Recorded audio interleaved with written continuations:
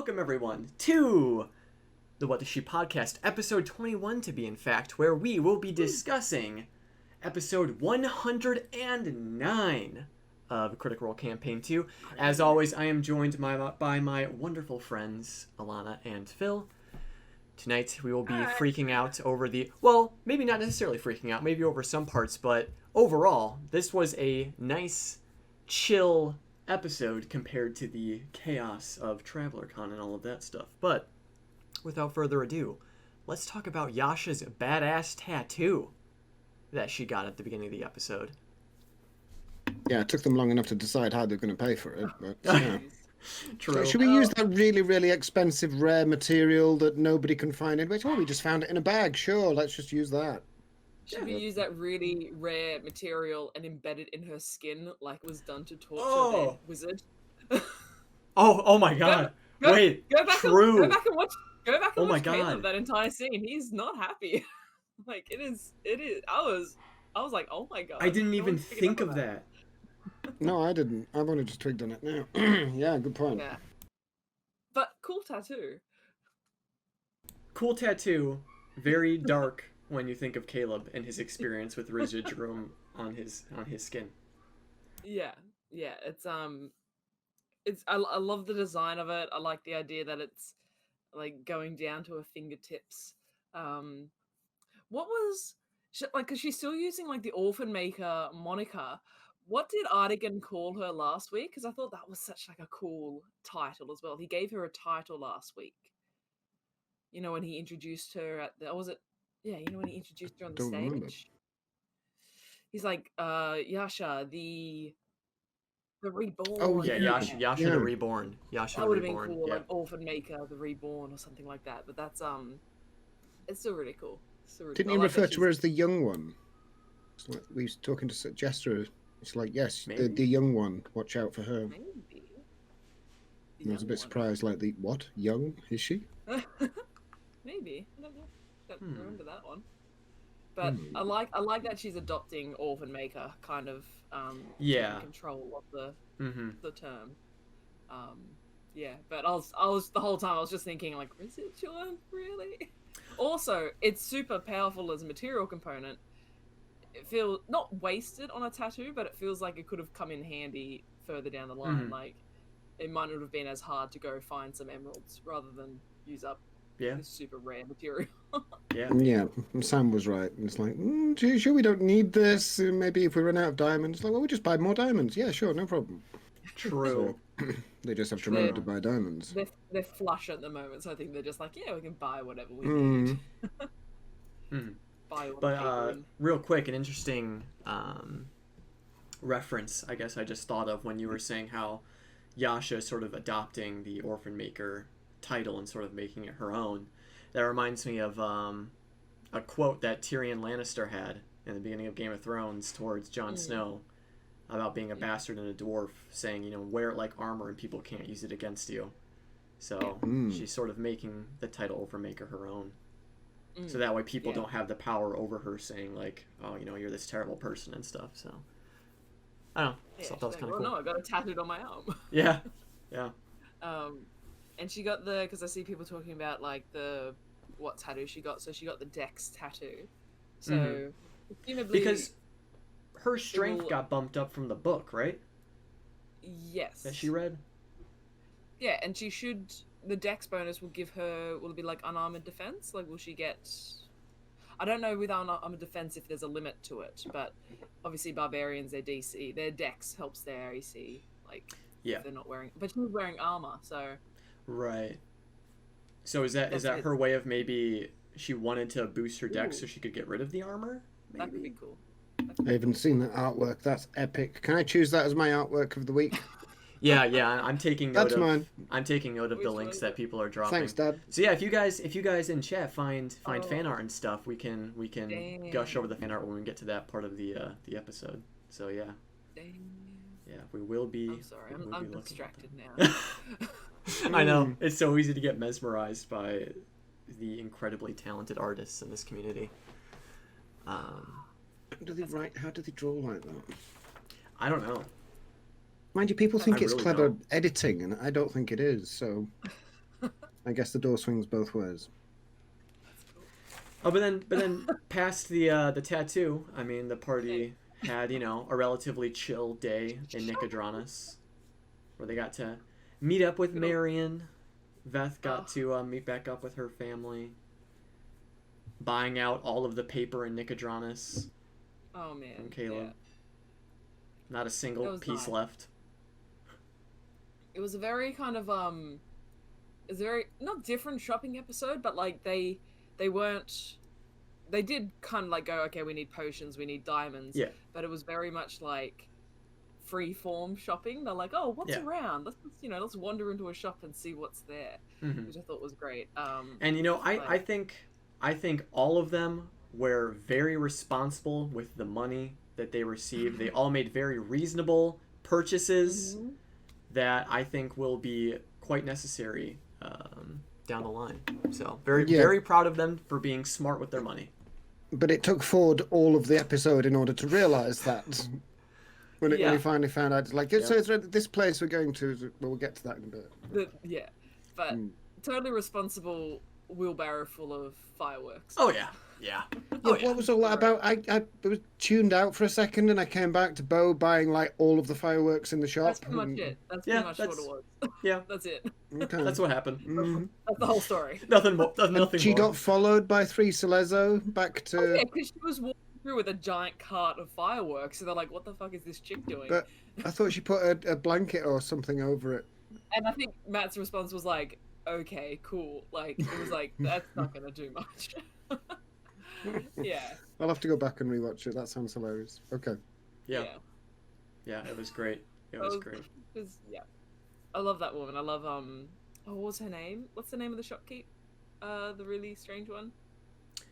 Oh, I don't know his name today. The one that she's met before. It's a really cute name. Oh, Sheila Bobsnopper. Wow. I think it's someone else. Thank you, Lynn. She's gorgeous. Yeah. Bob's. But yeah, Bob Schnapper. She's the Bob Schnapper. We had quite a few eccentric shopkeepers today that we will get to. But I love, like, immediately, because the shopkeep that was selling the ring and the alchemical fires was a Tabaxi, right? Tabaxi. Yeah. I was just thinking Khajiit the entire time. Yeah. Just the accent. It's kind of hard not to. Tabaxi. I know. It's so good. If you have coin. It's like, but in that case too, I'm fairly certain they went into, like, it was an alchemy shop that Tabaxi runs. And I think they were going in, like, expecting magic items, because they said, like, we're being strangely mean to this Tabaxi. Like, they kept kind of pushing for stuff and playing hardball. And then just the back and forth of buying the ring was fantastic. Yeah. Because it's really cool. Like, Ring of Fire Resistance is nothing to, like, turn your nose up against. So it was just nice that it kind of took the 5,000 gold? Is I was thinking that. Is resistance valued that highly? I mean, I guess I could understand it, but it's essentially getting, like, the racial trait of a tiefling. Like, yeah, that's true. But hang on, can't Orly tattoo it with ruby dust or something for like 3,000? I mean, you need the ruby to do it. Yeah. So. But I suppose a tattoo is a bit more permanent, though. Yeah, a ring you can take off and give to somebody else. So yeah, it's transferable, but sellable. You can do resistances. The name? Did you pick up on the name of the guy that commissioned it that never turned up to pick it up? Yep. Which Sutan. I'm wondering. It made me laugh, because was he? I wonder when he ordered that. Did he order it after the High Richter got blown up? Blown up by fire? Yeah. By fire. It's like, oh, okay, I need something to protect myself. Like, that was I thought that was a nice detail. But yeah, that was cool. Oh, although maybe not, because Tiamat does bring up a point. He got sent to prison pretty much soon after that. Oh, did he? Maybe not. Well, yeah, I think so. I think that's what happened. Yeah, it's the one where Travis did his Sean Connery impression. I'd like to speak to Ren Shutan, please. Oh. That was the whole hospital thing, trying to speak to Ren. Oh, yes. That's where I got it from. I was like, Shutan. I've heard Travis say that. Where did I hear him say it? Yeah. No, that was good. That was a nice callback. But yeah. It's nice getting campaign 1 callbacks, but it's also nice getting campaign 2 callbacks. Yeah. From the early episodes. That was good. Sorry, there's so many links going through in chat. I'm just like, I know. I can't wait to get to all of them. Yeah, I don't want to break immersion and open them and accidentally ruin the overlay again. Oh no. I feel like somehow that would happen. What else do I have here? Just the wholesomeness of Veth and her family meeting again, but then also the cute little moments that Jester and Marion had, where Jester's like, "No, I'm trying to surprise you," and then Marion turns around and all that stuff. Gorgeous. That was. I wrote in my notes, Luke is a city brat, because I felt like the city's changed him, man. Like he's still like a nice kid, but like he's doing like now. He's swearing. He's like. Wrong I thought Matt had that spot on, because he's a kid at that age where he's not really a kid, but he's not really a teenager. He's not really an adult, and he's like, Mom, I love you. Okay, but thanks, bye. Do you see what I did? It's all very hiding your emotions perfectly. Yeah, I thought it was very cute. Oh yeah. I say brat with fondness. Yeah, I know what you mean. It's an endearing trait at that age. Yeah. Mm-hmm. But no, that was really sweet. Poor Yeza. I also think it's just cute how as Lynn is saying, Luke is a baby rogue. How he's already like adopting rogue traits by hiding and sneak attacking and all that stuff. Yeah. So it's already rubbing off on him. Something I did write down that I'm interested in, what was it when they bought the fireworks and they were handing out the fireworks, and I think Caleb said, I've got the dragon one, and Matt made a comment. He said that one's got an inscription on it. It says "Guard off the Gur." What is that? Is that a dragon's name? That sounds like a dragon's name. Guard of the Gur. Did I get that right? Is that what it was said? I think it was something like that. Guard off the Gur. And I was trying to think, like, is that like a dragon? Because it's a dragon firework. I was also just thinking that he just. I thought about it. I was also just thinking that he just made it up on the spot, trying to think of like a funny dragon name. No, there's meanings behind this. It sounds French.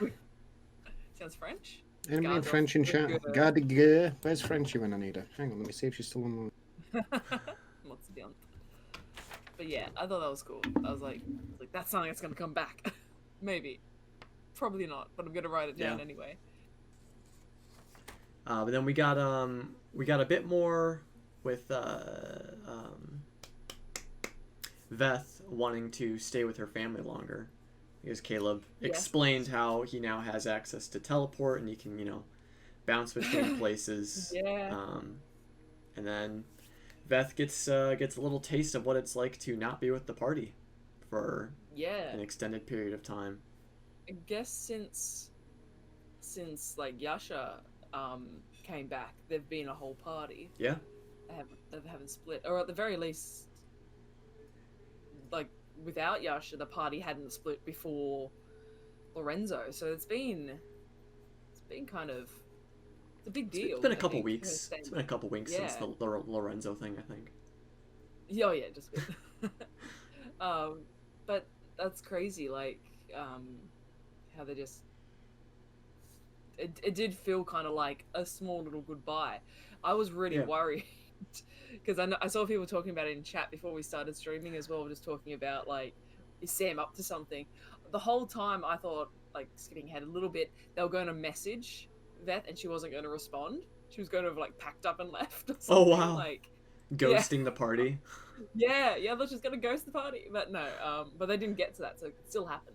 But it's true. No, that was very much like, oh, is she gonna stay? And not to jump too far ahead, but that whole idea of being able to teleport in and out, which was so appealing to her, is probably not going to work on this next adventure they're going on.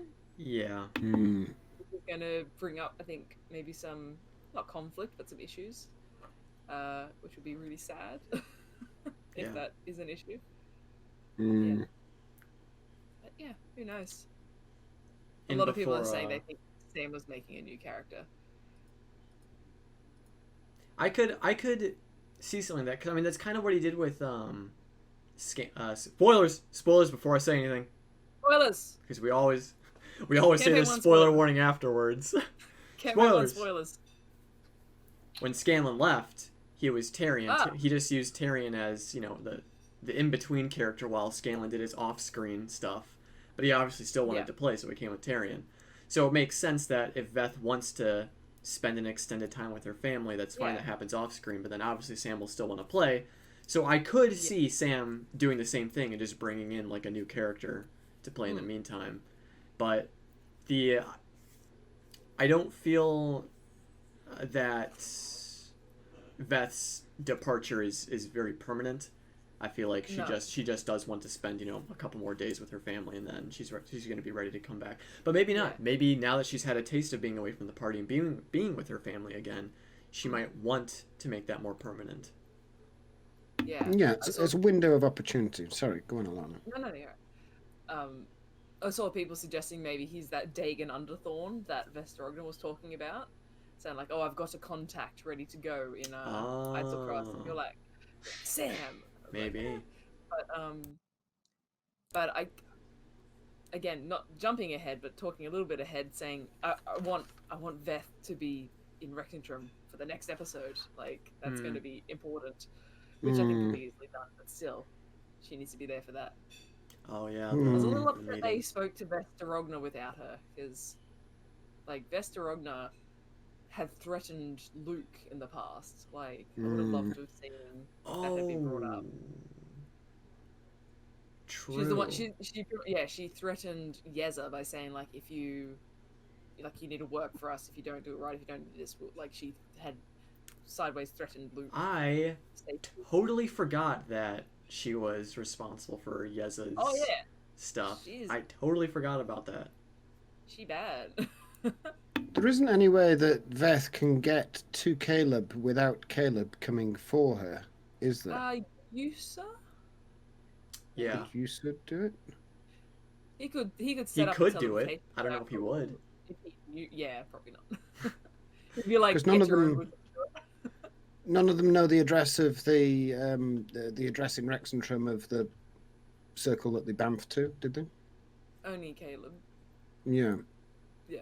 So they wouldn't be able to do that. Okay. Because I was thinking if they went through it like the dinner party, skipping ahead miles, but if they went through with the invitation and it resulted in some kind of capture scene or dreadful scene, it might be quite good to have somebody who isn't inside and in the group. It might be good to have a rogue, especially to sneak in and release them all. I don't know. Hopefully that doesn't happen.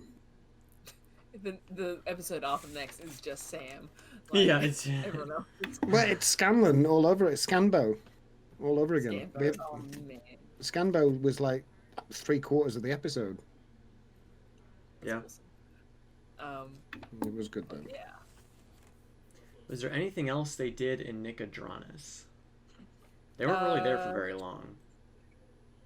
I think the teleport items that Caleb collected from Jester and Veth were pretty fun. The adorable little turtle from Jester. Yeah, very wholesome items. We had a turtle that Jester had made, and then we had the unicorn for Jester.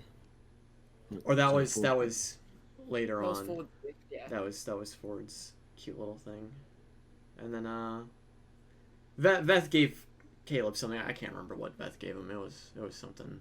Something monogram. Something unimportant, probably. Yeah. Lynn. Yes's thong. Monogram. Oh boy. Oh no, we'll get to that, Lady Purple. Yasha and Cad's talk. That was in Rexentrum. Absolutely, we'll get to that. Anytime someone talks to Caduceus, we're going to talk about it. It's fine. We have to put a spotlight on it and just positive reinforcement. I recorded myself again watching it. I probably won't make a highlight because there was nothing that really stood out, except for just whenever Yasha said to Caduceus, "And how are you?" I was like, "Yes, thank you!" Like I was shouting at my screen. I was so happy. Yeah. Yeah. Yeah. But no, I think that was pretty much most of what happened in Nicodranas. And then they made their way to Rexentrum, taking a little bit of a trip down memory lane. With they visited the cathedral first. Yeah. Or did they go to they went to the Cobalt Soul and then the cathedral. That's right. Yeah. Yeah. That had been rebuilt. With Udala Fawn. Yeah. Udala Fawn. Yeah. That was good. I like that. I like I like them seeing, and also Bo kind of seeing the extent of her her role, the extent of her kind of position there, like how much respect she is being given, how much kind of clout she's being given as an expositor. I think it still surprises her a lot, and the party are probably also quite surprised by it as well. But it's just really cool to see, like, no, you've earned this position. You're now like, you've actually got resources. You actually got the respect. Yeah. Which is really cool. It is super cool to see, because I forget about it all the time, because we see how Bo is outside of an official and professional setting. Yeah. And so when we finally see her in the Cobalt Soul with the High Curator, it's I'm like, oh, Beauregard Lionette. Yeah. Oh.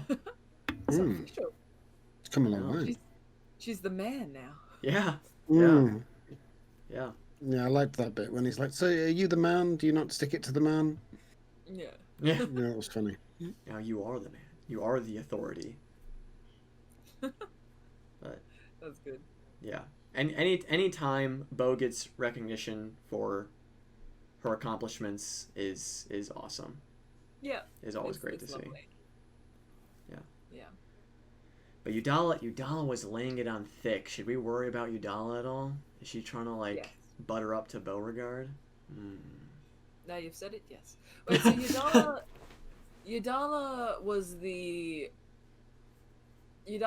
the I'm forgetting all the words. Not the archivist, was she? Udala was the leader. Udala's the high curator. Yeah. It's funny that you say that, because I halfway through that scene I thought, like, what's this lady covering up? Why is she going so intense? I just had that suspicion of like, is this somebody trying to cover something? You know, who is it? Somebody said when you tell a lie and you don't go on any further. Somebody who tells a lie and says, and it is because of this, and therefore that means and that, and you're like, methinks thou protest too much. And there was an element of that coming through, but maybe it's just me. I'm just cynical and old, so I kind of look at everybody and go, "What the fuck's he up to?" Yeah, nah. It's I hadn't thought of that. It's all right. It's trusting. Yeah, I wasn't getting really that sinister vibes from Udala. Nope, evil. Chaotic evil. Chaotic evil. Yeah. Full send. Yeah. But then, after their meeting at the Cobalt Soul, they went to the cathedral. Yes. The Chantry of the Dawn. Yeah. Chantry? Chantry? Which is where they had the big fight with the laughing hand and all of that. Yeah. Stuff. Well, was that? Yeah. That was in like the 80s episodes. Oh yes. Yeah. Yeah. No, back in the 1980s. Yeah, they had those big shoulder pads and those weird glasses. Yeah. I had a weird time disconnect there for a second. But regardless of timeline, they eventually did go to the cathedral. Yeah. It was nice. Nice to see, kind of like. Yeah. It's go back and. It's cool being back there after everything that transpired. And then Matt brought up how Yasha was feeling about the armor. So it was kind of another maybe tick on she's getting rid of it soon. I thought was cool. Nico, can I just ask, where did you get your t-shirt? Oh, that's a Mighty Nine t-shirt. I got this Mighty Nine t-shirt at Hot Topic. You can pick yours up there as well for only I think it was like $20. Are you working for them? Sorry, I didn't mean to segue you into an advert. that was good. Wow. Yeah, you can pick it up at your local Hot Topic. They don't I'm exist not sure. here. We don't have such things, but thank you. That's good to know. Like the t-shirt, nice. Yeah, I was going. I got this one, then I got one other one. So yeah, hot topic. Nice. Cool story. That name again, Nico. Add over. Add over. My knowledge of Hot Topic is from like teen dramas where it's kind of like the gothy kind of store. Is it a goth store? Like that's what I've always thought about Hot Topic. I remember in my Twilight days, it's like everyone was talking about Hot Topic, and I'm like, oh, okay. Yeah, I mean it does have that aesthetic, but it's also that's quite a big reveal. It has a lot of Twilight days. It has a lot of like pop culture stuff as well. Ashamed. No, that's not. I'm not trying to. Goth Topic. There you go. Altish. Gotcha. Yeah. Oh, and Tiamat brings up the "I'm glad I didn't kill you" little thing between Yasha and Bo. Yeah. And add over. And quick. But yeah, when Yasha was saying, you know, "I'm glad I didn't kill you," and Bo's like, "Yeah, I'm glad I didn't kill you either," I was like, that is their way of saying like I love you to the other person. Like that's their way of expressing affection. Yeah. I'm glad I didn't kill you. Nice. Yeah. Came pretty close though. If I remember that fight. Yeah. I think Bo was one death saving throw away from dying. Yep. Definitely tried to kill each other. That was good. It was very nice. Yeah. That's the As You Wish. Nice. Good reference. As you wish. Perfect. Princess Bride. Yeah. For those. But no, and then they went to the magic store. They went to Fantasy Costco. They went to Fantasy Costco. Mm-hmm. Thaddean. Yeah. I missed the full title. Thaddean's Emporium of exquisite eccentricities. There's a lot of E's. Of endless exquisite eccentricities. Someone in chat will know. I feel like that's something we should have written down in our notes. The Dean's Emporium of Exquisite Extravagant. Here we go. Enchanted. Thaddean's Endless Emporium of Enchanted Eccentricities. Mm-hmm. It's one of them. I love that alliteration. It's all of them. Yeah. Yeah, it definitely puts the name Invulnerable Vagrant to shame.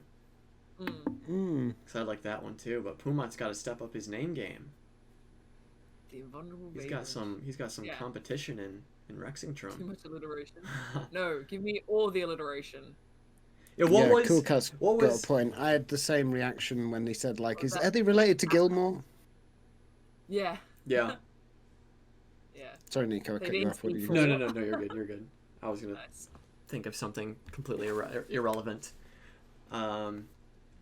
But Thadean was great. The name Dimble Thadean is just Dimble Thadean, yeah. And when my brother plays a character called Dimble, so I just immediately thought of them, but they're gnomes, so it's like Gnome Goliath.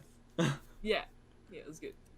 But when I think it was Bo that initially brought up like saying how this is like a prank shop, or I feel like this is a prank shop with all of the oop stones and the chuckle dust and all that stuff. And so when Bo said that, I immediately thought of Fred and George Weasley's prank shop from Harry Potter, where they sell a bunch of prank stuff. So I was like, oh, that's cute. That's fun. Yeah.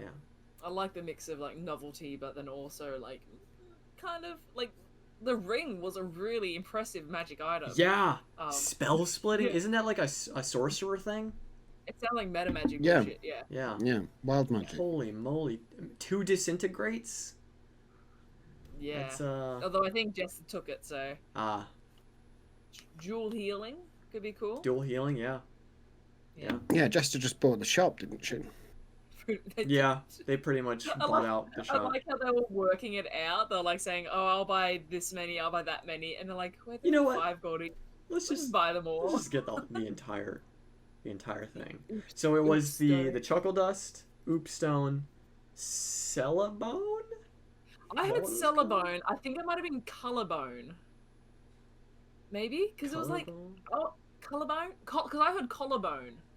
Like, so I was thinking, is it Collarbone? Like, Collarbone. Like, I thought, is it just a really strong like Kiwi Australian accent that's making it hard to understand. Cellabone. Okay. Cellabone. And what does it do? It just like lights up? What the fuck's a Cellabone? Oh, celebration. Oh. Celebration bone, but why is it still called bone? Like, maybe it's made from bones. Maybe you have to get a lot of fibias and tibias together. It could be a Cellabon. Cellabon, Lynn, yeah? Cellabon. But it's just Cellabone. Cellabon, isn't that like a cinnamon delicacy? Dumb, stupid, don't listen to me. But, okay, whatever it was called, what did it do? What did the Cellabon actually do, though? It made bright lights shine out.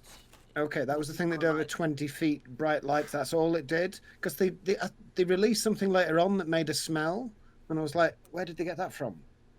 What was that? That's the Oops Stone. Oops. The Oops. And the Oops stones make smells. Yeah, it makes it smell like an Oops. Okay, so they can make lights and smells, and they've got fireworks. And they can also everything you need for a party. Everything you need for a party.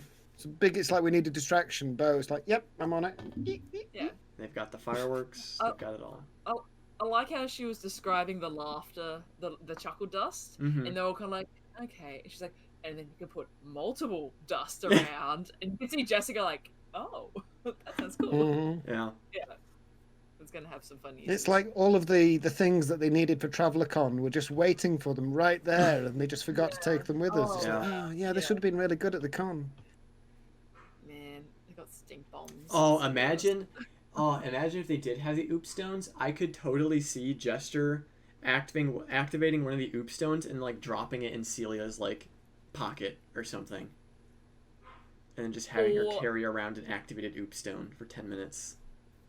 I don't know if she would, but what if she dropped it at a certain dinner party that's coming up?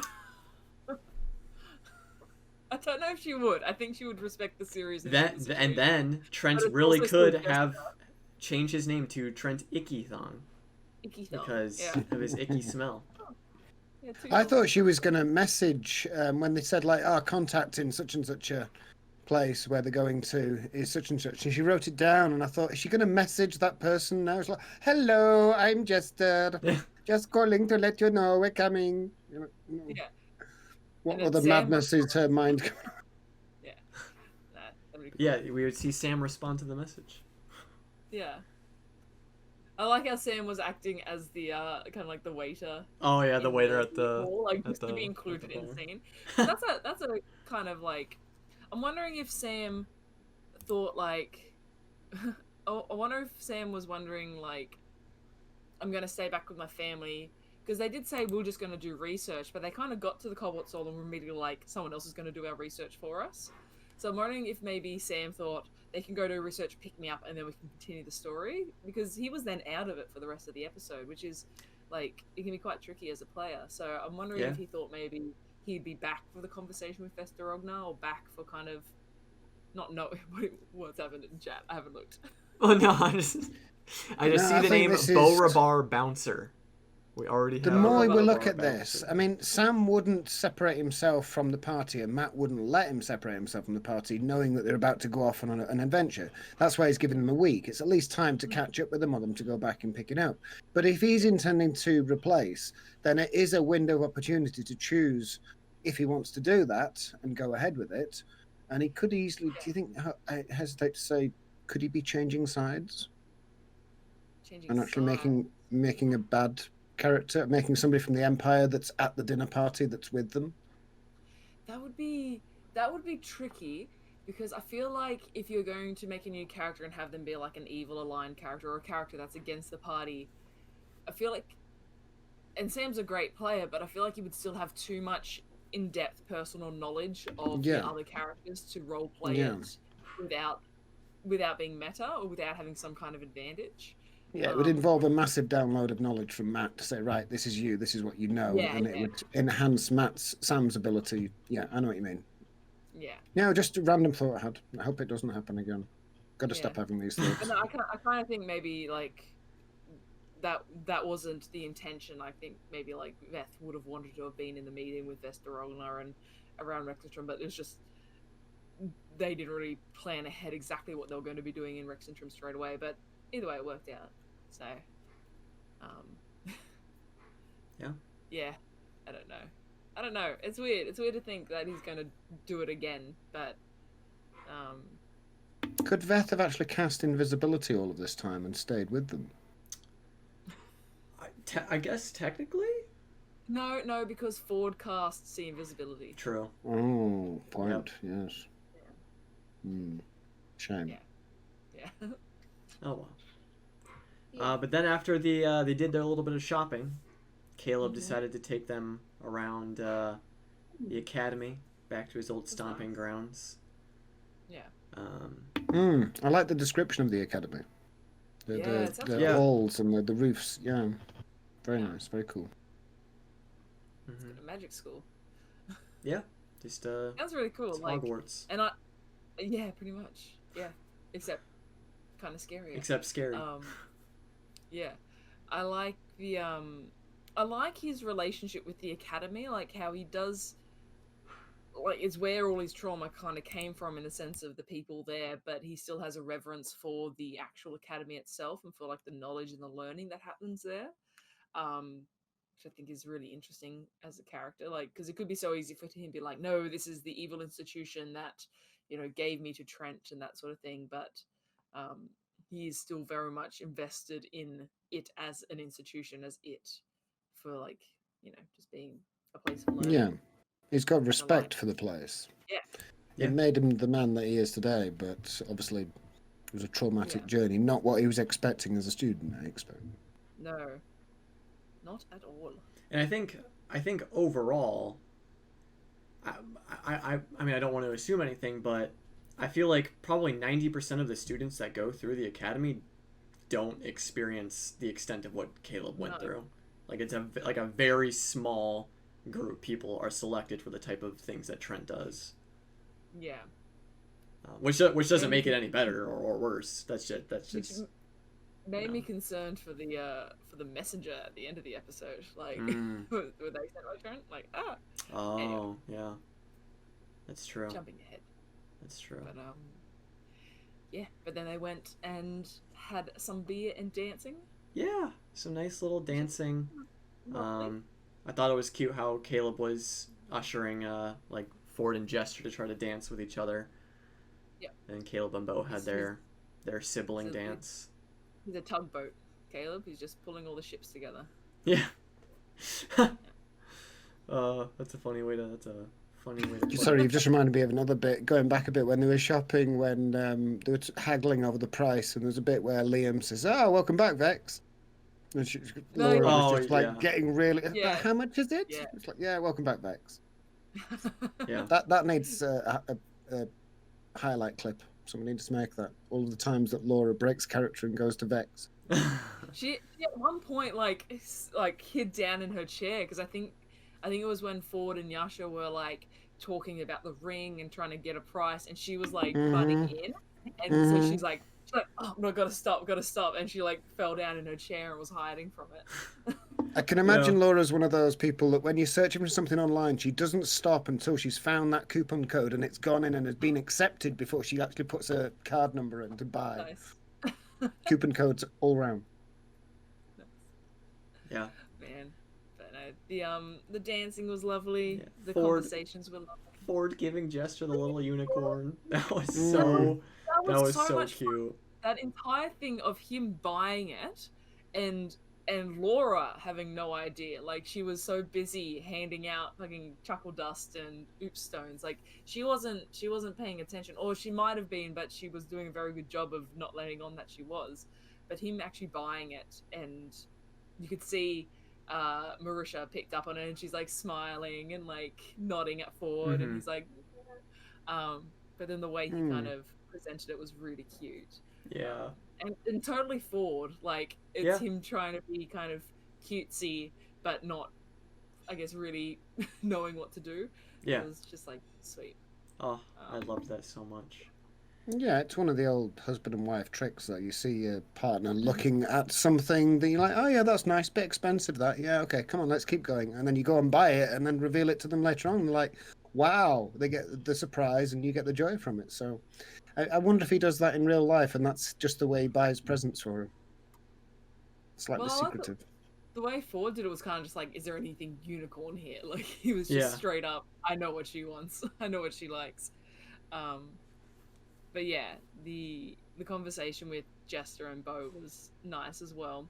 I wrote down like some quotes, like the one where they're talking about like, oh, has she kissed you yet? And Bo's like, well, ball's in her court because she's the one with the dead wife. Yeah. Matt's face was priceless when she said that. Like, holy shit. I mean, it's true, but holy shit. Yeah. Like, yeah. But I love how Bo she has like 20 wisdom now, 18, 20 wisdom, 19 intelligence, and she's still like, do you think Yasha's into me? Do you think? Like, she's this absolute genius, and she's still like, I don't know. Think Yasha likes me? Yeah. She has the observant feet, like, she has all these things, and still. That's just insecurities. That's just like... Yeah. Or not wanting to hope for a good thing because it might not happen. Like... Yeah. But it's just nice. And I love how supportive Jester is. But...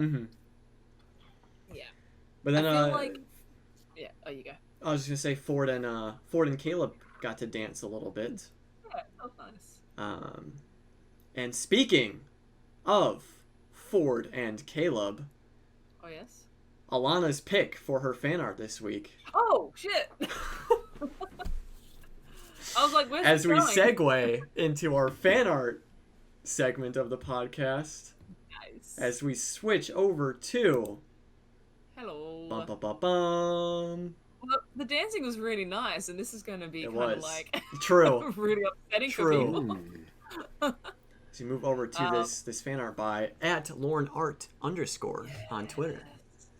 And I guess I feel kind of bad for the people who listen to this podcast on Spotify or otherwise, where they don't get to see what's on the screen when we talk about fan art. So we should do our best to describe exactly what these pictures are. It's Ford and Caleb dancing. They're wearing clothes. No. So Lorna, she's probably one of the first artists I followed when I started watching Critical Role. I just really love their style. But Caleb, with residuum shoved in his arm, casting fire. Yeah. And I think the description they gave for the Ford one was like, Ford Paladin's great, but what if he'd gone like the whole way with Ukatoa? Yeah. And so it's like underwater Ford with eyes and a starfish on his face, and oh man. Yeah, it's just so cool. I liked it because segueing from the cute dance scene is a bit rough for these pictures, but I liked it because it was like the worst possible scenario for both characters, or maybe not for Caleb, but like it was just a real kind of tense image. But yeah, corrupted 9 back. That's good. Ooh. Yeah, I'll have to look at that tag on TikTok. That's super cool. Yeah, so go check out @LaurenArt. They make a lot of good stuff. I took the time to look through a lot of their pictures and stuff. I've got one of their stickers on my laptop. They've got very cute. They do a very cute knot that looks a bit like Stitch. Lilo and Stitch, which is very nice. But yeah, they're an excellent artist. You go check them out. Darkest Timeline Forward, absolutely. Ooh, I like it. And mine is, I've been proud of Beauregard these past several episodes and stuff, but then seeing how Udala treated her with such respect and reverence was just really awesome to see. So my pick for this week is just some super badass Beauregard art by @the Zenana on Twitter. Oh, that looks like the beginning, the Dunkirk trailer. That looks like Dunkirk, A little bit, I immediately thought of Dunkirk as well. That's so cool. Yeah. Super badass. I feel like this is like a snapshot of what's going to happen in Isocross, with all the ruins, the Aeorian ruins, and Bo's just standing there in the snow with fire in the background. Now, I want to see them all bedecked in cool furry outfits. I want to see like some high collars with little furry bits on it. I want to see them all like snow furred outfits. I think we're gonna get another slight bit of shopping next session as they get some nice. I love in this episode the just the running gag of Ford's ring. How he was like, so is there any like fire or lava up north? Anything like that up there? Yeah. Well, So it's good. an ice field, so underneath, who knows? Yeah. So good. So let me scroll up a bit because I know. Oh, I guess, okay, how do we describe this? Okay, so Bo is standing in a blizzardy ruin with fire in the background, and she looks totally jacked and very serious and super badass. So those of you who are watching on Spotify or anything like that, just picture Bo in like a super badass way. Like she always is anyways. Is it meant to be something that's actually happened in the campaign? Like, is that meant to be their boat? I don't know, actually. Or, is it a boat? Is it a building?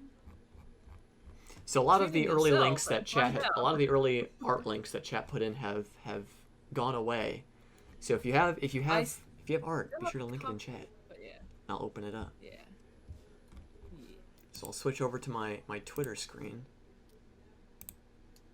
and I will open up a few of these links. Oh yeah, I did want to see Salander's. Oh, did it open? Oh, there we go. And I will do my capture for highlights. Does this work? This works. Ah, you can see my OBS. Oh yes, okay. Yeah. Yeah. Oh, that's awesome. It's really cool. That one's nice.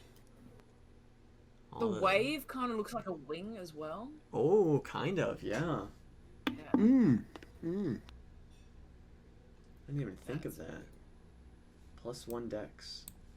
What a simple title. A simple title for that. Yeah. Very nice. Yeah, that's really cool. Yeah, keep dropping those links. Shield. Oh yes, I saw hers. Oh my god, I did see these. So amazing. Yeah, that's insane. That's really cool. Oh yeah, and she did the little runes a little bit. Oh yeah. All along the arm. That's quick. That is quick. It's really quick. Holy shit. Oh look, there's Lynn. Doing her usual I wiki saw spiel. that. The link was posted in our Twitch chat, and I checked it out, and Lynn had just commented that. Oh, good stuff. Oh man, that's great. And the other ones, as I scroll up. Quite a few that were posted through. Yeah, there were quite a few. We might do a thing, maybe like we can tweet out saying people share your stuff on like a tweet on what the sheet or something, and maybe get them. Yes, that would make this a lot more organized.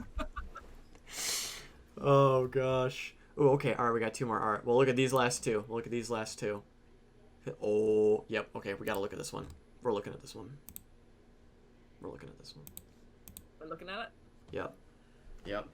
We're doing it. It's a 2-piecer. So we've got this. That's an older piece of we've got this one, and then because her hair's changing. Yeah. That's cool. The hair changing is a really nice touch. I'm loving the way Matt's drip feeding these little extra details about, Yasha, this used to, now this is happening, and the wings, and every week there's a little bit something extra for it. It's like he's like flowers rewarding him. I can't tell. Yeah, the little flowers in the hair. Oh, so good. And there is one other one. I just stupidly tried to change the picture on the Twitch screen. I was like, I'm gonna go back and look at that first one. Oh, a shirt. Sad Zemnian ideas. Nice. Oh, that's from the book that was behind Liam's head during like an audio play. That's cute. Little cat. Oh. Very nice. Very nice. Yes, we shall have. There's a lot of links going through in chat. I know. We will. This will be a lot more structured, but we can't look at all the links we would need a separate 2 hour long podcast to fully go through all the other links. We'll work something out for you guys. But we will work something out for next week. We'll have like a Google Doc or something that will just compile a bunch of fan art and stuff. Because I love looking at all this stuff. Be sure to follow the What the Sheet Pod on Twitter. Yes, and then be sure to. I know we didn't get a chance to look at all of these links and stuff, but just go through and follow all of these artists, share their work, do everything because they're. Oh yeah, you can do hashtag What the Sheet fan art. Yeah, that works too. Ooh, that's a good idea. Cool. Bring the hashtags into it. Yeah, hashtag. That's awesome. Yep. Do what you can to support artists and stuff. They do amazing work. Tiamat raised a good comment there, saying it's nice that Yasha got Cad to open up about his hesitancy of going home. I thought that was a really sweet moment when he was like, I suppose I better call home. Don't want to, but. That was me shouting, yes, let's talk to Caduceus. Someone's finally talking to Caduceus. But yeah, no, it was nice that they had a good chat. And it's interesting too how he was like very kind of definitive of I will be going home eventually. Like he still feels as though his place is at home, but he wants to help everyone and make sure their stories are essentially told. But I'm wondering if because I don't know. I'm wondering if he's like I need to go home because that's where my family is. But will he be needed there if his family is there running the grove? If his parents and his aunt are there, like. No, like I'm wondering what end game for Caduceus is. I'm wondering what he's going to be like after the campaign. Is he just going to live in the grove? That's what he's saying. Yeah, repopulate the zoo. I could also see Caduceus's end game being where he doesn't go back home or anywhere. He sort of just travels around offering guidance and such whenever needed, crossing paths with different travelers and stuff. Amazing. Going where the wind blows, where the wild mother guides him. I mean, I don't think the two have met yet, but there is a nature cleric called Oleg that hopes to open a zoo forest. Caduceus is always welcome and come in. He can cut the red tape to open it, maybe. Yeah. Sorry. It's just rats and ravens though in Oleg's zoo forest. Lots of cats. They all talk to each other. It's like a petting zoo, really. Cool. A very nice petting zoo. But beautiful conversation between Caduceus and Yasha. So I wonder if eventually Yasha's hair will be just fully white at some point. Again, if we'll see that. Cool. Yeah. Taliesin once again had the most amazing wisdom this episode. Always. I kept pretty much my notes just turned into quotes at this point. Yeah. But he said, talking to Yasha about like don't be afraid, like what's holding you back, like don't be afraid to move forward, sort of thing. Mm-hmm. And he said like patience is fine, but it can curdle into apathy. I was like,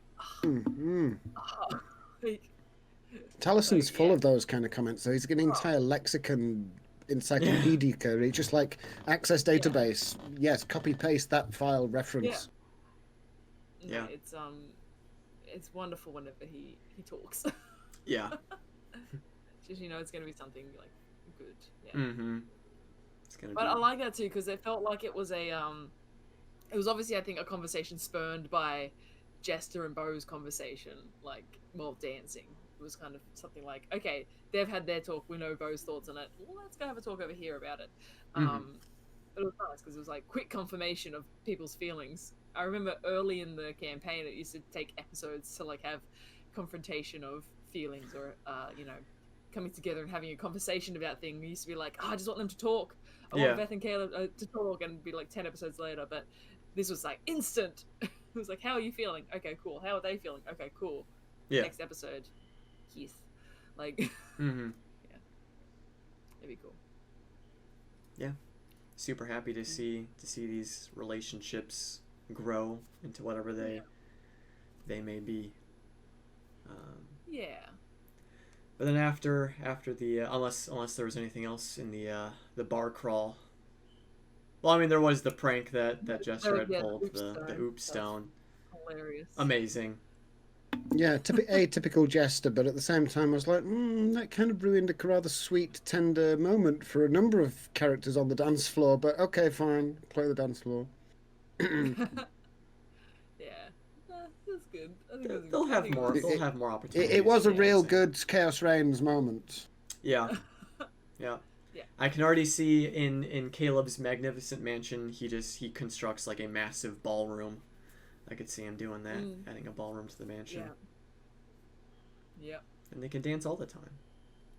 Just dance all the time. Yeah, it's a good point, Bex. I don't think she realised what she was letting off when she let it off. She's like, what? It lasts for a minute. Oh, shit. Okay. 10 minutes. I think it lasts 10 minutes. Oh, was it 10? Shit.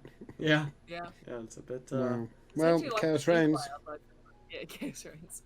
Yeah. And then what happened? Then they went and had the conversation with Vess. Then, yeah. Vess, yep. Yeah, they went to Vess. I liked that. The unseen servants. Oh, yeah. That scared me at first. When Me too. Like, you see these figures. I was like, what? What do you mean? What's happening? I think Travis was a bit freaked as well. You can basically follow his emotions just by his facial features very easily. Yeah. Definitely super sketchy. Vess, all of her stuff, she was very vague. Obviously, don't trust her. We shouldn't trust anyone in the Cerberus Assembly. She had a straight up mind flayer bust. Yeah. There. Yeah. Like, well, but was it real or was it just illusion? Because she was like, I can just change it, if you don't like but it. I feel like it was still something she would have, encountered. I feel like she's definitely the type of person that's encountered mind flayers. Her whole deal is, going underground and finding shit. Yeah. That's true.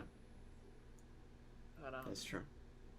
But 75,000 gold pieces for simply escorting Vess DeRogna to the center of these ruins and retrieve whatever items. Yeah, that they can't travel through magic because of the wild magic that's messing the place out. I mean, that's bad news to start off with. So I love the delight. He said, you're going on an icebreaker. Oh, icebreaker! Yes, let's go. Even before they got to the money. What's interesting, so kind of not really going off topic, but so we've talked about who is going to be the big bad evil guy. Who is going to be the main villain. And obviously Tharizdun comes up, but we've been talking how you can't fight a god, or you can't fight Tharizdun, right? You can't do that. But I feel like Matt might be setting up that maybe you can, because he's saying how this ancient pre-calamity society was building weapons to actually kill gods. So if they go up there and find that these weapons could actually work in theory, and all of a sudden Tharizdun breaks out of his chains, maybe they will actually have a way to kill Tharizdun? Maybe? Yeah. I mean, that's Ruidus, yeah. He's gonna pop out of his egg. It's still gonna be he still has 5 shackles though. Yeah. Well, of what we can assume. Last count. And unless he's got other cults working for him, that's gonna be kind of a long time before anything get broken. Yeah. So I don't know. What if Vess is the big bad of the campaign? Yeah, maybe. I mean, she was Delilah Briarwood's. I got that wrong last week. I said it was Ripley, but she was Delilah Briarwood's replacement at the Cerberus Assembly. Bad company. That's was she? I didn't know that. Yeah, just dodgy. Just everyone's so dodgy. I did whenever a bad character says you shouldn't trust me, I'm like, I know. This is bad. Yeah. I think there is a good chance that, or I think there's arguments for that someone on the Cerberus Assembly could end up being the main villain of the campaign. Ludinus is an obvious one just because he's the head of the Cerberus Assembly. Obviously Trent because of what he's done, and then Vess because of the stuff that she's delving into, especially with the beacon and now with this stuff in Islecross. Possibly her connection with Lucian. Hang on. Nonagon. Yeah. When was the last time that they checked in with Essek? Since they haven't been back to shore. The peace talks. After the peace talks, Yeah. It's only been a few weeks, 2 weeks, 3 weeks, but they still haven't checked in with him. Yeah. And they haven't been back to Jorhas or spoken to the Bright Queen or anybody else over there? I don't think Dairon? so. Which is what they say. Yeah. It's going to be so awkward when they go to Isocross if there are drow agents there. Yep. Like, if there are agents there. Will they pull out their little dynasty, like... Yeah, absolutely. Bright Queen? Like, just ignore her. FBI, get the fuck out of the way. The Cerberus Assembly. Like... Yeah. That's, like, going to be interesting.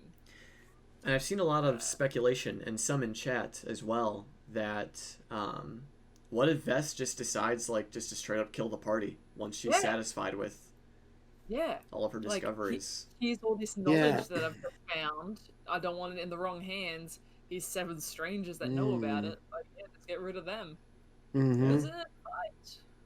Yeah, that occurred to me. It's like, does this sound like a trap? Does it smell like a trap? Is she leading them into a trap? You're taking them to a place that they can't teleport out of, that may inhibit their magic, that may inhibit their abilities. She's got an ally on the ground that's prepared for it, so she's set this up ahead of time, or she's at least got people helping her do it. And also the don't tell anybody else, keep it secret from the rest of them. I mean, that's traditional kind of treachery. It's like, I'm going to tell you this, but don't tell them. Which is like why it's so interesting that Bo's there as well, because the Cobalt Soul is all about, you know, collecting information and making it available. So that's going to be a very conflict of interest. Very big conflict of interest over there. Yeah. I agree, Beck. It is so sketch. It is. It really is. There was another thing as well that I picked. You know, I said I've been watching Matt for his tell, is that when he was actually delivering the Isle Cross message and watching them percolate ideas, he was sat forward with Ernest listening, really, really like almost on the border of smiling, almost like that GM moment where you're like, aha, they have it. I have them now. And he wasn't quite doing that and drumming his fingers together, but yeah, he looked like he was satisfied the way it was developing. I don't know. Oh, excited. I'm keen for Isocross. I'm keen for icebreaker ships. I'm keen for ancient white dragons to reappear. It's gonna be good. But hang on, no, they've skipped him, haven't now? Because they're going to the north. Yeah, but they'll be going up past the growing wildlands to get there on a boat. Okay. Yeah. There's so much that's gonna happen up north. Because like if this Eyes of Nine is going to play a big role, hopefully at some point. Yeah. But I feel like because we're at like, you know, the 60% way maybe ish of the campaign, so something is going to happen in Isle Cross that like takes the story to like the next level. They're gonna uncover something. They're gonna accidentally set in motion some string of events. There's like, I'm not gonna say it because like I'm gonna try and avoid doing Explorer's Guide to Wildmount spoilers, but there's like crazy shit in Isle Cross. There's like really crazy shit in Isle Cross. Oh, is it all in the guide?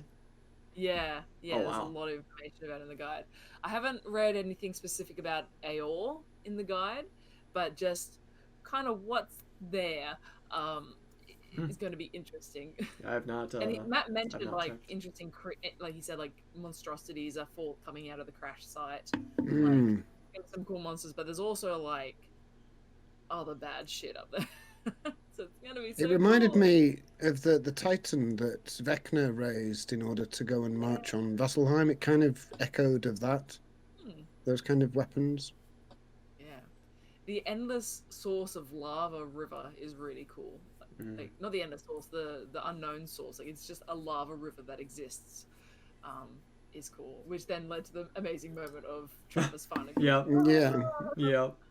I like the fact that the entire group was like celebrating and Sam was going ba ba ba ba ba ba, but like Matt just continued on. He's like, yeah, there's lava. Okay. Very cool.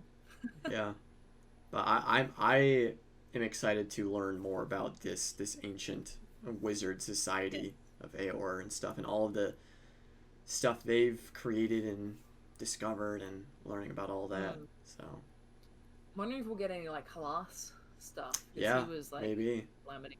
That'd be cool if there's some connection to Halas in Aor. Yeah, if they actually find out that they should have kept him, because they destroyed the body, didn't they? They destroyed the body. Yeah, he's still. Yeah, if they'd actually kept that in the jar, and they realised that if they had to put him back together. To be fair, Yasha destroyed the body. Like that wasn't. They were kind of talking about it, and then Yasha just like, all right, click, and like disintegrated the body. So I feel like that's less on the Mighty Nine. Yeah. But they're the ones that are going to have to fix it. Really pissed if they talk to him again. He'd be like, hey, I got you out. You told me you'd put me in my body. What's the deal? Like, I don't think he's going to be an ally in any sense of the word. No. No. But who knows? Definitely not. Anything else from their meeting? Just overall super sketchy. Just sketch. We can't trust anyone. Yeah, Jester sitting as close to the cookies as possible so that she could take them and snack on them as they talked. Oh yeah, Veth saying that they can keep any magic loot they uncover is like super exciting. Yeah. Yeah, but also she could just be saying that because she's gonna kill them anyways. Yeah, that sounds like bait to me. It's like, I'm not interested in anything, just what I want. Pick up what you want, and I'll pay you 75,000 gold. I mean, that's a lot for a trip to the Arctic. I'm just excited for because my favorite thing about early in the campaign is traveling, because it's cool having those those periods of downtime and stuff. But yeah, with the bandits and stuff. But now maybe ice bandits on the water. It's them. Merrow Valley. That's it. Let's leave the Merrow Valley. It doesn't work for us. Let's go north. There might be opportunities up north. Yes. Yeah, that could be unfortunate for them if they're made to strip naked in cold places by Jester. But the point that I was going to make was, it's nice that they have access to teleport and stuff, and they can just, ping wherever they want, but they can't teleport to Isolacross, so it's nice that we're going to have a little bit more of, travel and get to experience that. Yeah. I like that it was very much like, oh, we can now free travel. Like, we've got fast travel around the world, and it's like, no. Yep. Like, well, you can try. I imagine it just would affect the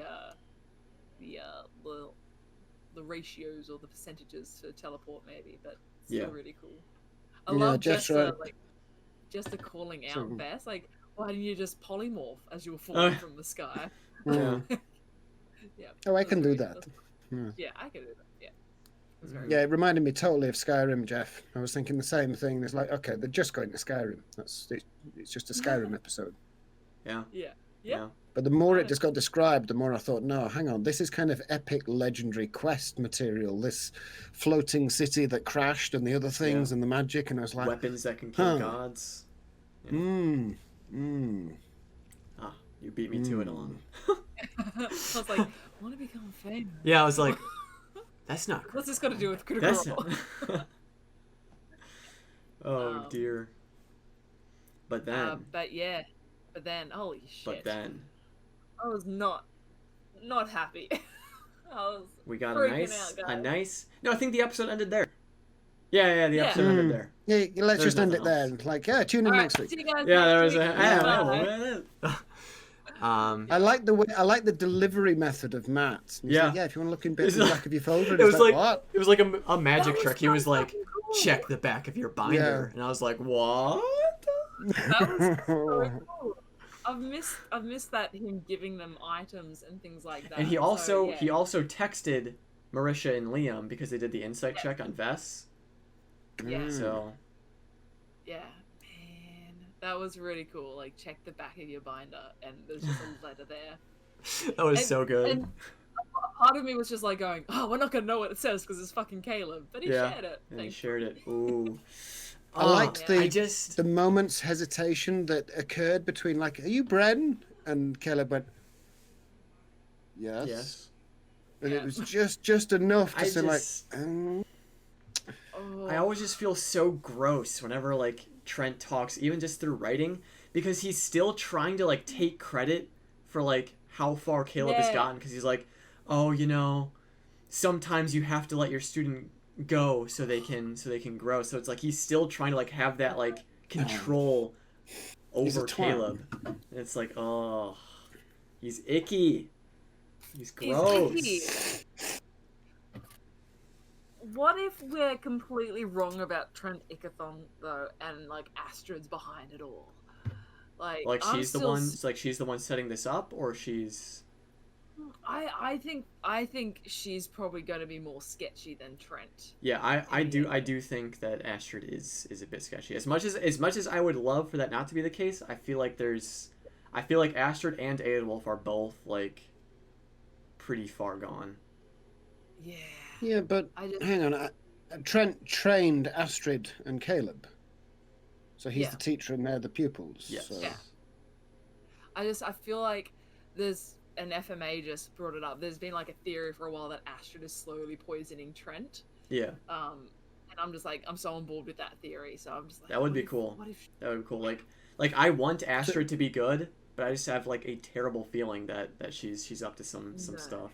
Why would she poison Trent though? She wants to can't kill him. Okay. Does that have precedent in the Empire and their area of expertise?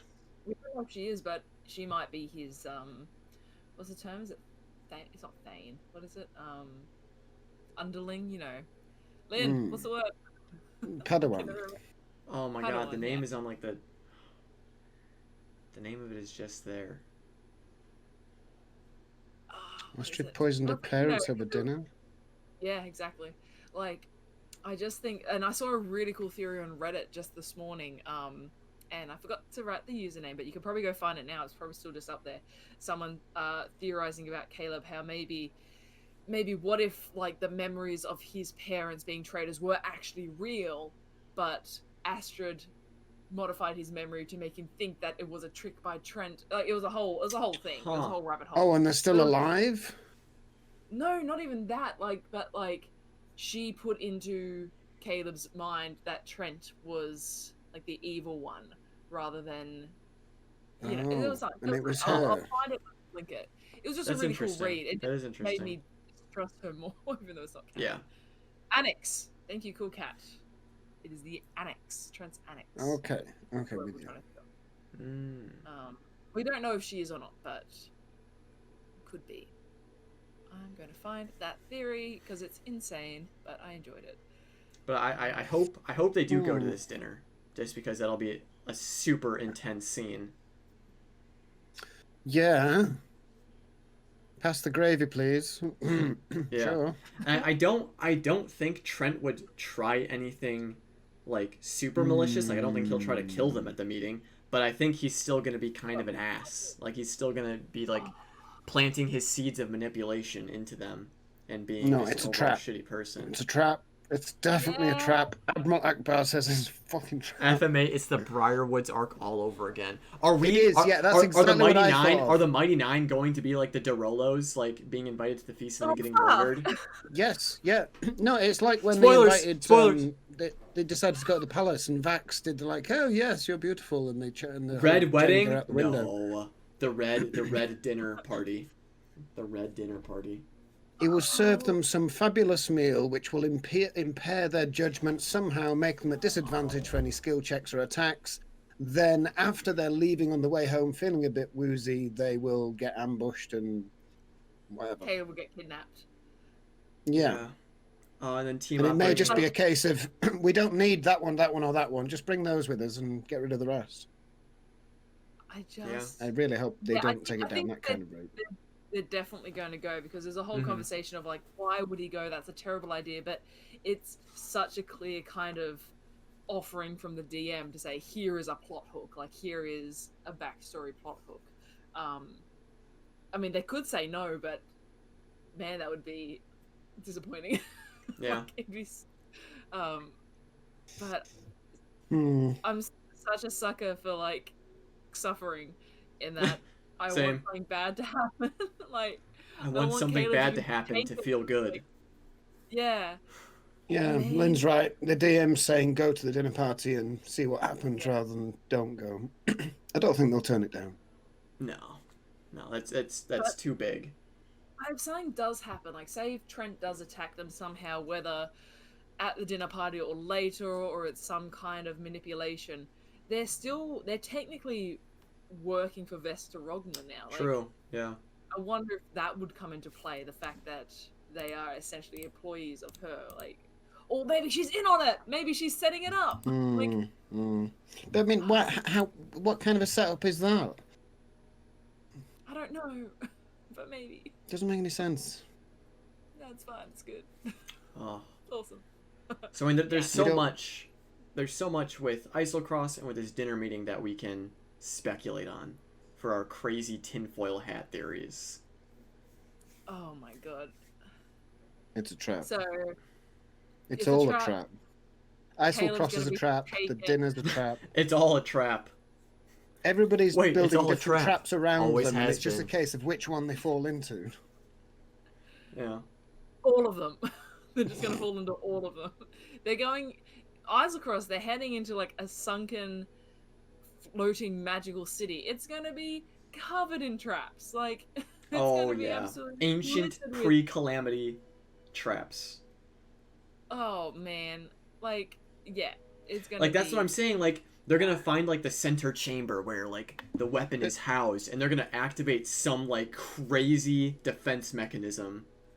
Did they not say people had been there before? She'd been there before. She had other artifacts. No one's come back. I think she said that people have gone, but have never returned. They haven't gone to this site. There's Gotcha. been like, kind of, I think they said like artifacts of things along its path of destruction, but this is like the site of where the main city is. Okay, you want a tinfoil hat? What if her trap is she has found a way to use her magic and to teleport out of this place, and she is going to lead them to this place and then bamf out, leaving them there, hopefully neutralizing them. Well, she kind of like, didn't she kind of look Caleb up and down and said like, kind of acknowledging that probably he could teleport? Yes. Yeah, I know, but I mean, if like all of the magic in the area is scrambled some way, but she's got some kind of green glowing pendant that allows her to use her powers when nobody else can, and she knows that. So, don't know. Yeah. Tinfoil hat. Yeah, that's. I don't think I really have a tinfoil hat. I do think they will. I think it's very likely that they will encounter Geladon when they go up there. I wouldn't really call that a tinfoil hat, but that's my prediction. Is they will encounter Geladon. I hope they do at least. But Geladon didn't go out much, no.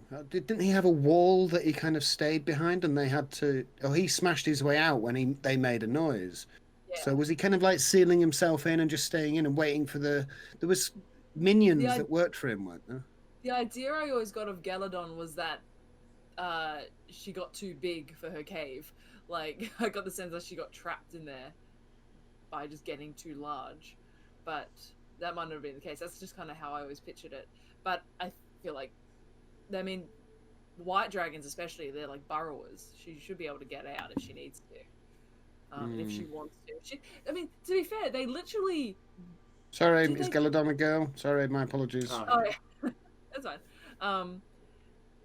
They did steal stuff from her. Yeah, I was just thinking like, all they did was get her breath, but no, I just remembered they did actually steal stuff from her lair. So yeah, fair. But man, yeah, bring back the dragon. The dragon team out. They can fly fast. Yeah. And if Geladon sees this as like personal, like these guys stole my shit. I feel like Geladon had that weird alien artifact frozen in ice. That's true. That she could have picked up from Isocross, maybe. Yeah. Or maybe it was already there. I don't know. Yeah, I just want to see them fight. I just want to see an ancient dragon fight. I just want to see it. Yeah, it's been so long. Yeah. And yeah, they could definitely take Geladon. I'm not too worried about. Yeah, and especially if Vess helps out. Oh yeah. Or maybe Vess will be conveniently off doing something else when Geladon decides to attack. Yeah. Revealing that Vess is actually Geladon. There's my tinfoil hat theory. Shit. Geladon was a collector of antiquities. Vess is the Archmage of Antiquities. There it is. There it is. We go. That's fucking insane. There it is. Case closed. No, that's a good point. Good theory. We also still get more oath this session. We still don't know what paladin oath he has chosen. True. Yeah. True. Sadly. We thought Yuso was a dragon, but it's really Vess. True. Everyone's a dragon. They're all dragons. We're living in a dragon world. Yeah. A dragon tale, you could say. Is that a thing? Is Dragon Tales was a kids show. Don't listen. Just don't listen to anything I say. Just. I picked up enough that it was a reference. Very nice. Oh gosh. Well, I guess anything else that we may have missed from this episode. This was a very nice, just chill episode.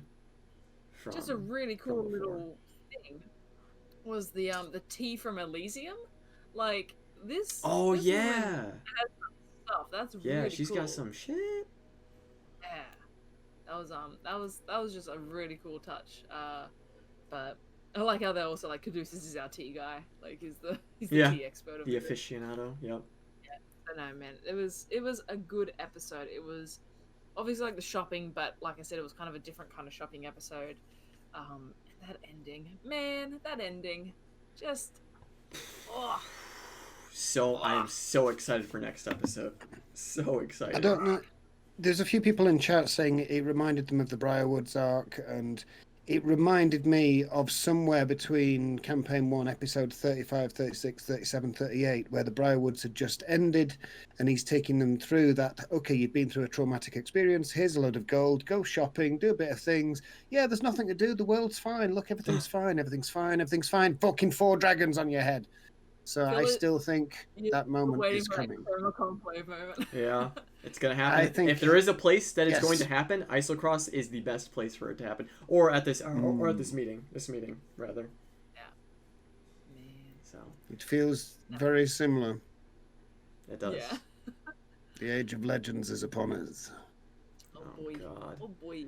So cool. Well, all that and more next week for episode 110.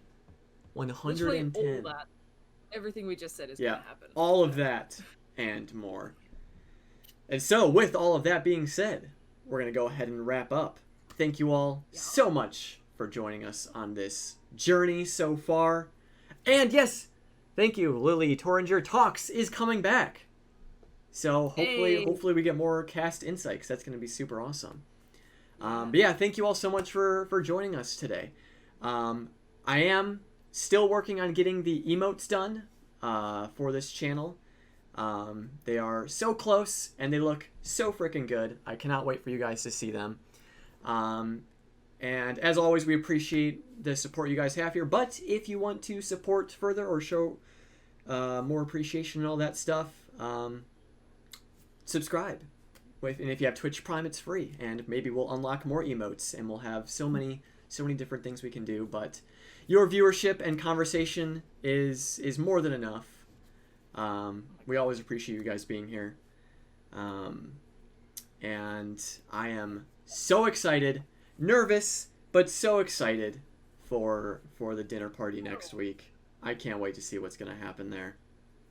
Oh, I'm scared. I'm like excited scared because I know it's going to be some juicy, dark, depressing, scary stuff. And I'm here for it. Anything that involves Caleb's backstory, I'm ready. Just give it to me already. Long have we waited, but hopefully we will not have to wait any longer. So, on that note, I hope everyone has a... Oh, yes!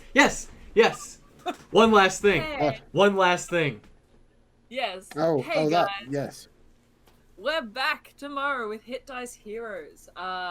Our D&D game, I almost said D&D game show. Our D&D game that is in the world of Wildmount. We took a little bit of time off, but we are back tomorrow with Chapter 9 of our Adventures in Wildmount. It's super awesome. It's super fun. Come check it out. It's pretty easy to like jump in and catch up on the story as you go, but it's a lot of fun. It's Phil, Nico, and Maya, and Kiralee, and myself playing D&D. Same time as What the Sheet, but tomorrow. So I'll post the the Twitter link. So follow us on Twitter if you want to keep up to date with when we're airing. But yeah, it's just a lot of fun. VODs are available on our YouTube as well if you can't watch live. But we hope to see you there. It's going to be a fun session, I hope. Yep, we're almost to Port Damali. We're almost there. Almost there. When the GM says it's going to be a fun session, he's like a bit apprehensive. I'm not going to sleep well tonight. Yep, I'm going to be up. Thank you. I'll be up. Yeah.